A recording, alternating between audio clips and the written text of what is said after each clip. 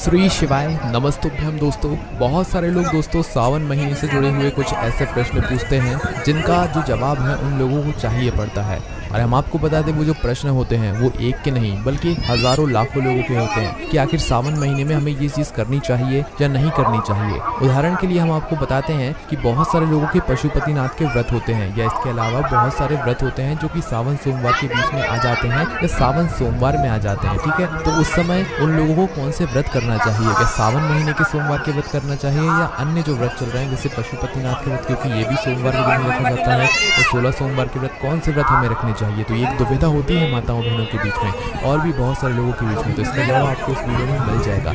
इसी के साथ में दोस्तों आप लोगों को इस सावन के महीने में कौन कौन सी बातों का ध्यान रखना चाहिए, इस सावन के महीने में आपको क्या चीज़ खानी चाहिए, क्या चीज़ नहीं खानी चाहिए, और आप लोगों को इस सावन के महीने में किन चीज़ों का विशेष रूप से ध्यान रखना चाहिए, ये सारी चीज़ें हम आप लोगों को इस वीडियो में यहाँ पर बताने वाले हैं। क्योंकि ये जो प्रश्न है ये हमारे नहीं, ये आप लोगों के ही निकल कर आते हैं। तो चलिए दोस्तों, सबसे पहले हम लोग सबसे बड़े प्रश्न की बात करते हैं कि अगर हमारे इस सावन महीने के इन सोमवारों के बीच में कभी भी कोई भी व्रत पड़ जाता है तो भाई उस समय हमें पर क्या करना है। क्योंकि सबसे बड़ा जो व्रत होता है वो पशुपतिनाथ का व्रत है, जो कि लोगों को जो है बहुत परेशानी आती है इसको करने में कहने का मतलब है कि लोगों के पशुपतिनाथ के व्रत चल रहे हैं और एकदम से सावन का महीना आ गया। एकदम से नहीं आता, वो तो हमेशा से ही आता है और सभी लोगों को पता भी होता है। तो भाई सावन का महीना आ गया और हमारा पशुपतिनाथ का व्रत चल रहा है, तो उस समय हम क्या करेंगे? क्या हम पशुपतिनाथ का व्रत करेंगे या सावन सोमवार का व्रत करेंगे? तो देखो, इसका सीधा सा और सिंपल सा हम आपको जवाब देते हैं कि अगर आप लोग सावन महीने के सोमवार के व्रत करते आ रहे हो, ठीक है, कौन से व्रत? सावन महीने के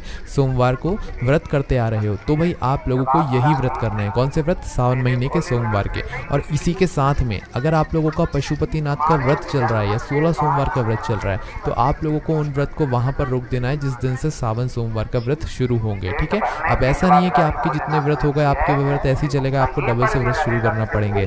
उदाहरण के लिए आपके सावन सोमवार के व्रत से, सावन सोमवार से पहले जो पशुपतिनाथ के व्रत हैं वो 2 पशुपतिनाथ के व्रत हो चुके हैं, 2 सोमवार हो चुके हैं, पर तीसरे में सावन सोमवार आ गया।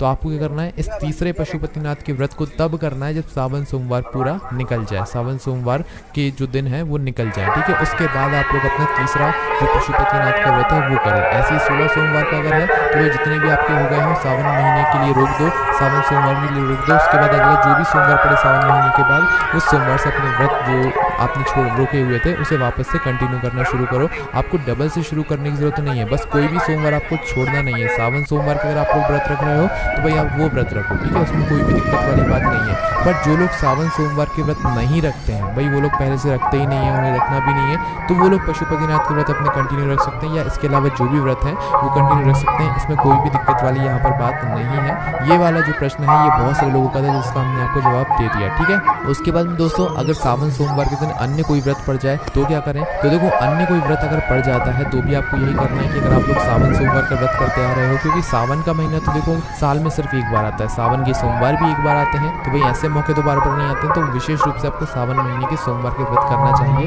अगर आप ये व्रत पहले से करते आ रहे हो। ठीक है, तो इस बात का आप लोगों को हमेशा ध्यान रखना है। उसके बाद में दोस्तों अगली जो चीज़ है वो आपको ये चीज़ ध्यान रखना है कि भाई इस सावन के महीने में आपको क्या करना है क्या नहीं करना है। तो देखो, सबसे पहली चीज़ तो आपको सावन के महीने में जो मांस और बंदेरा होता है इसको बिल्कुल छोड़ देना है, या मतलब जो तामसिक भोजन होता है इसको छोड़ देना है। कहने का मतलब क्या है? जो लहसुन और प्याज होता है कोशिश करना कि इस सावन के महीने में छोड़ दो।